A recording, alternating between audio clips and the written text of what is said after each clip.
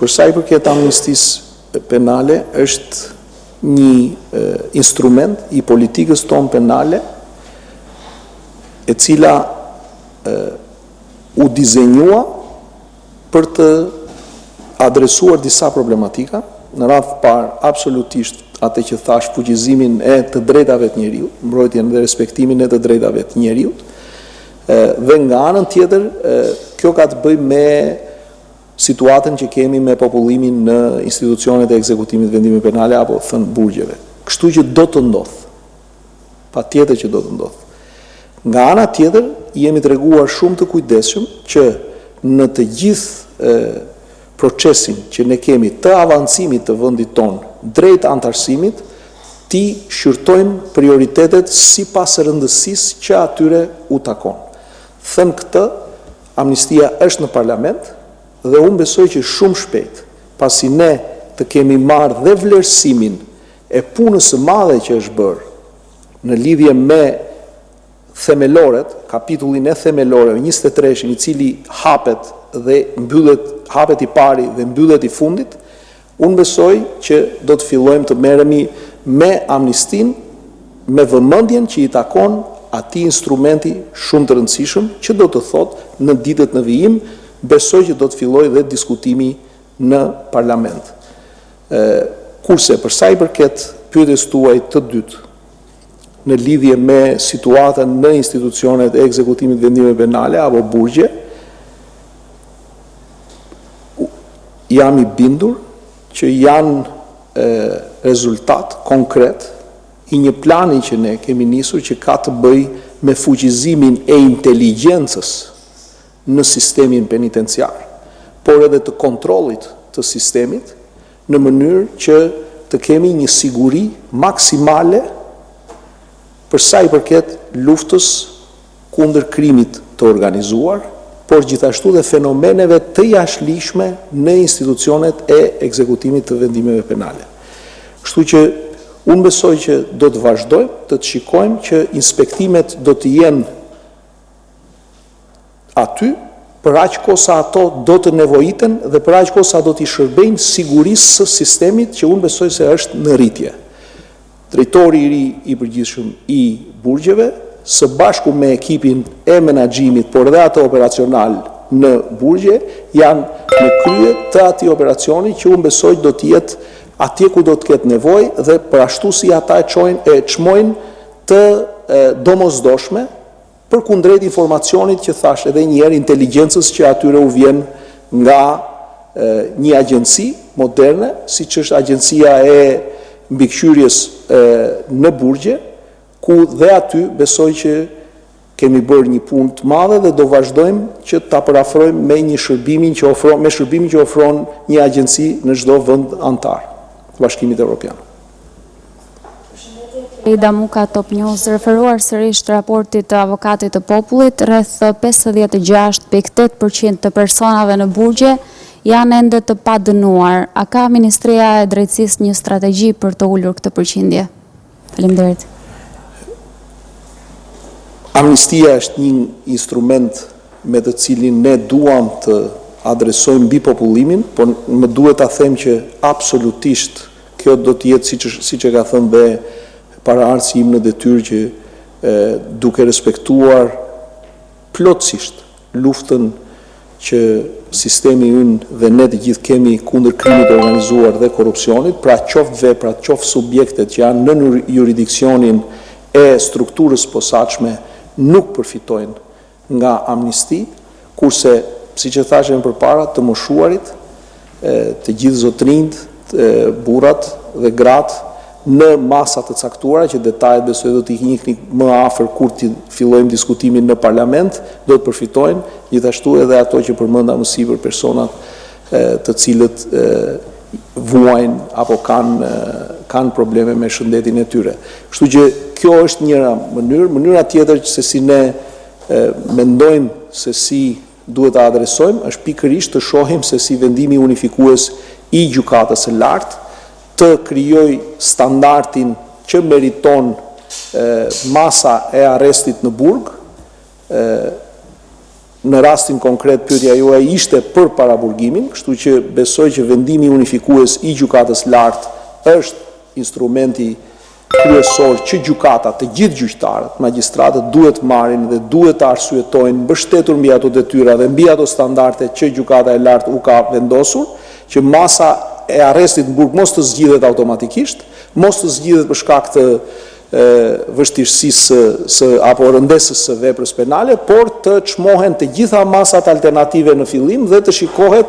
të arsyetohet se pse ato nuk janë të përshtatshme. Besoj që kjo gjë do të uli edhe popullatën e ardhshme, do thoshja, të paraburgimit, kurse për sa i përket atyre që sot ndodhen në paraburgim,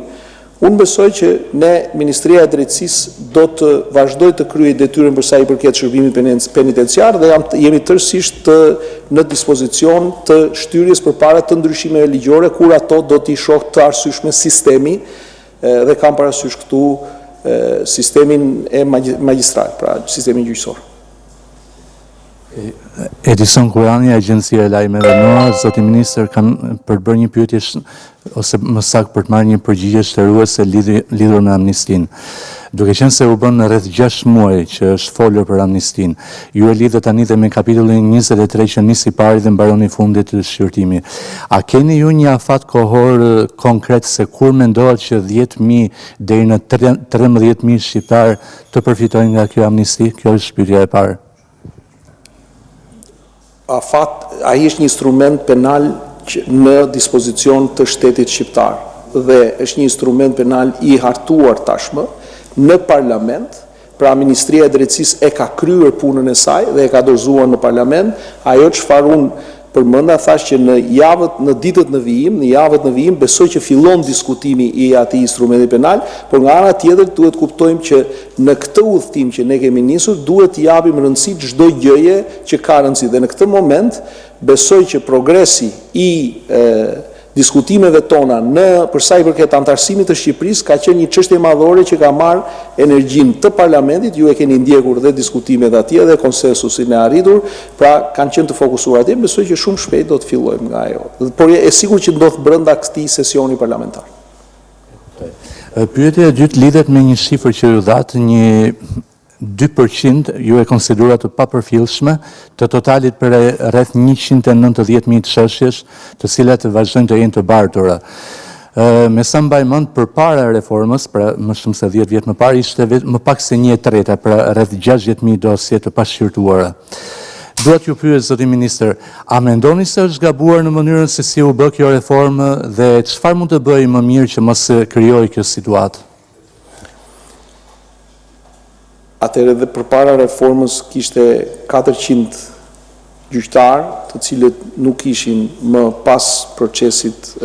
nuk ishin më aq pas procesit të rivlerësimit, pra ishin 200, që do të thotë 200 gjyqtarë nuk mund të bënin punën e 400-ve, pra ndaj dhe një pjesë e madhe e atij volumi çështjesh mbartura është krijuar nga ai proces. Dhe besoj që është një kosto që çdo vend që ka guximin për të reformuar sistemin e vet e llogarit brenda kostove të reformës. Të gjithë antropologët, të gjithë drejtuesit politik, të gjithë zhvilluesit shoqëror, kur marrin madje edhe në biznes, kur përpiqen të reformojnë qoftë një strukturë shoqërore, qoftë një organizat, brenda saj llogarisin edhe kostot të tilla. Unë besoj që është një kosto që i kushton qytetarit, me të cilën po merremi seriozisht dhe që do ta zgjidhim brenda antarësimit të Shqipërisë në Bashkimin Evropian për ta sjellë në ato nivele që ka një sistem gjyqësor në një vend evropian. Përshëndetje, Keti Banushi, Report TV. Zoti ministër, është një çështje shumë e debatuar javë të fundit, kryesisht për proceset që kanë një interes të madh publik. Gjykatat refuzojnë të lënë kamerat për të regjistruar seancat gjatë transmetimit, qoftë edhe pas kërkesës që është bërë nga vetë pandeurit në disa raste, por edhe nga televizionet, pasi janë procese tashmë që janë në fazën përfundimtare ku do të shihet pra dhe fajësia ose pafajësia e këtyre personave. Cili është mendimi juaj në lidhje me këtë fakt, pasi gjykatat gjithmonë sjellin si bazë një udhëzim të Këshillit të Lartë Gjyqësor, i cili sipas tyre ja lë të drejtën trupit gjykues për seancën. Dhe a keni kërkuar ju në ndonjë sqarim në lidhje nga institucionet e drejtësisë në lidhje me këtë fakt? Po i përgjigjem pyetjes së fundit, jo, nuk kam kërkuar sqarim, për shkak se besoj që vendimarrja e gjykatës është tërësisht e pavarur dhe besoj në maturitetin dhe në profesionalizmin e çdo gjyqtari shqiptar për të garantuar drejtpeshimin e parimit të një seance publike që parashikohet në kodet tona të procedurës dhe sigurisë së procesit i cili duhet drejtpeshuar dhe këtë e bën vetëm gjyqtari i Republikës dhe për këtë arsye mua më duhet që ta respektoj. Mund të kem mendime, por nuk mund të komentoj për to. A shërben transparencës të paktën një regjistrim i seancave gjyqësore dhe... E thash që prandaj është parashikuar në kodet e procedurës parimi i një seance publike, e një seance të hapur. Por çmon gjyqtari gjithmonë se si drejtpeshon transparenca dhe siguria e një procesi në mënyrë që procesi të eci në atë mënyrë që gjyqtari ka planifikuar për procesin, duke siguruar që palët të mos të humbasin dhe të mos ju mohohet asnjë drejt brenda procesit. Dhe kemi parasysh që është tjetër gjë kur flasim për transmetim direkt të seancës dhe është tjetër gjë kur flasim për prani të gazetarëve të shtypit dhe besoj këtë e bën çdo gjyqtar në vendet e Bashkimit Evropian ku marrin çdo ditë dhe vendosin për ta drejtpeshuar këto interesa në proces. Praktika të ndryshme ka vende të cilat e lejojnë procesi të regjistrohet, jo live, por të regjistrohet që dhe të jetë më transparencë dhe ka praktika dhe kjo ishte arsyeja që ne kemi kërkuar ndryshme institucionale të gjykatave dhe ka gjithashtu besoj këndvështrime të ndryshme të gjyqtarëve për këto parime që duhet të vendosur në peshore në një proces gjyqësor. Dhe një pyetje të dytë, qeveria ka miratuar strategjinë kundër krimit të organizuar dhe siç është zakon ministria përcjell prokurorit përgjithshëm këtë strategji, cilat janë pikat që do fokusoheni dhe çfarë duhet përmirësuar nga kjo strategji? Natyrisht që lufta kundër krimit të organizuar edhe korrupsionit është vazhdon që të jetë prioritet, por në rastin konkret për sa i përket luftës kundër krimit të organizuar, ajo çfarë mundet ju them ndërkohë, por do duhet që ta prezantojmë atë së bashku dhe pasi ta diskutojmë me prokurorin e përgjithshëm dhe me drejtuesin e strukturës posaçme, është hetimi financiar i grupeve të strukturuara, ndërsa vazhdojnë dhe proceset për veprën penale që ata kanë kryer, ndërkohë që një fokus, një prioritet tjetër është mbrojtja e gazetarëve, mbrojtja juaj, dhe në të gjithë ato paditje që quhen anti-SLAPP, të kihet parasysh kjo gjë. Siguria rrugore është një element tjetër jashtëzakonisht i rëndësishëm, sepse e shohim që kemi nevojë që të ndërhyjmë dhe aty, për sa i përket sistemit, mund t'ju them që e ka trajtuar me ashpërsinë që meriton ajo vepër, por na duhet që të fokusohemi se si mundet që të bëjmë një qasje më të koordinuar. Dhe përdorimi i teknologjisë dhe inteligjencës artificiale në hetime është gjithashtu edhe një po themi prioritet tjetër. Si përgjigje nga Radio Televizioni Shqiptar, harta regjistore pas prezantimit mori një sër kritikash apo le të themi edhe sugjerimesh, a do të ketë një rishikim të hartës së regjistore duke marrë parasysh edhe kërkesat që kanë patur hallka të ndryshme të sistemit drejtësisë sa i përket kësaj harte? Kam dëgjuar sidomos në qytete me një kulturë vjetër juridike dhe gjyqësore, siç është Korça dhe Shkodra, por dhe në çdo qytet tjetër, besoj që kemi një detyrim ligjor për të filluar rishikimin vitin tjetër dhe për ta bërë rishikimin brenda 5 vjetëve që i bie 28-ës, por nga ana tjetër dua të them që duhet të shohim se si kjo hartë që ne kemi sot duhet të ketë në dispozicion të gjithë elementet e saj. Dhe duhet që të gjithë elementet e hartës gjyqësore të jenë në punë dhe në një shpejtësi maksimale të saj. Dhe kam parasysh tu numrin e gjyqtarëve, kam parasysh numrin e sallave, kam parasysh një sistem të automatizuar menaxhimit çështjes gjyqësore, kam parasysh këtu përdorimin e teknologjisë, videokonferencave, kam parasysh këtu përdorimin e një mundësie siç është dega e gjykatës dhe kështu me radhë. Por që këto janë çështje të cilat i çmon Këshilli i Lartë Gjyqësor, Ministria e Drejtësisë është në dispozicion që me analizën e statistikave, me analizën e ankesave, me analizën e shërbimeve që ofrohen, të mundet të ndihmojë Këshillin e Lartë Gjyqësor që të arrijmë në një konkluzion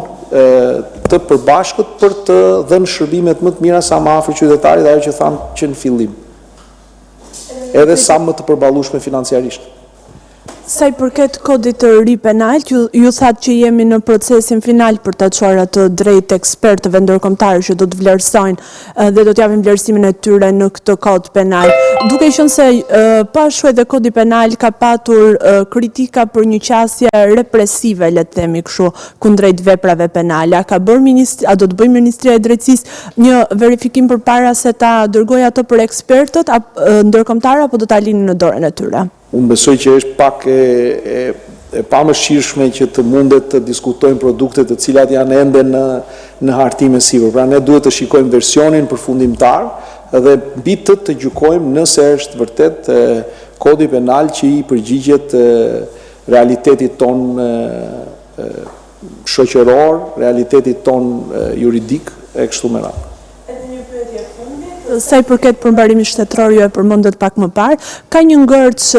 të cilin përmbarimi shtetëror po has në zbatimin e çështjeve ku kreditor është shteti. A do të ketë një tryezë ndërinstitucionale për të zgjidhur këtë ngërç, duke qenë se përmbarimi do duhet të marrë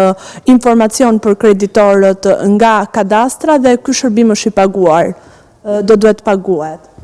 Ne sot kemi pasur një takim, në takohemi çdo javë në Ministri të Drejtësisë me ato institucione që quhen nën varësi të Ministrisë të Drejtësisë, por që përmarruesi shtetëror është tërësisht i pavarur në punën e vet, dhe kemi trajtuar probleme të tilla, të cilat besoj që do të adresohen. Ato që nevojitet të adresohen me përmirësime ligjore do t'i bëjmë me përmirësime ligjore, dhe ato që ka nevojë për përmirësime sjelljesh institucionale do ta bëjmë përmes